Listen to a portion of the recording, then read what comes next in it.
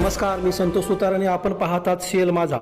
केंद्र व राज्य शासनाच्या सूचनेनुसार 1 ऑगस्ट ते 15 ऑगस्ट दरम्यान स्वच्छता पंधरवडा साजरा करण्यात येतोय.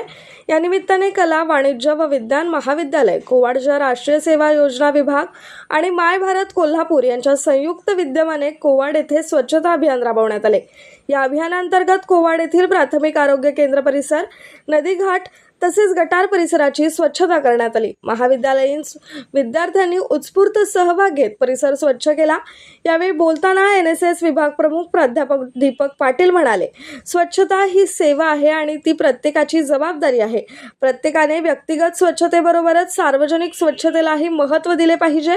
सार्वजनिक ठिकाणे, रस्ते, तलाव, बस स्थानक, बगीचे, शाळा व मंदिर परिसर अस्वच्छ राहण्यामागे सार्वजनिक स्वच्छतेबाबतची उदासीनता कारणीभूत असल्याचं त्यांनी सांगितलंय. विद्यार्थ्यांच्या मनामध्ये स्वच्छतेचे महत्त्व रुजावे आणि सार्वजनिक स्वच्छतेबाबत जनजागृती व्हावी या उद्देशाने हा उपक्रम राबवण्यात आल्याचं प्राध्यापक पाटील यांनी सांगितलंय. या उपक्रमाला कोवाड गावातील युवकांनीही उत्स्फूर्त प्रतिसाद दिला.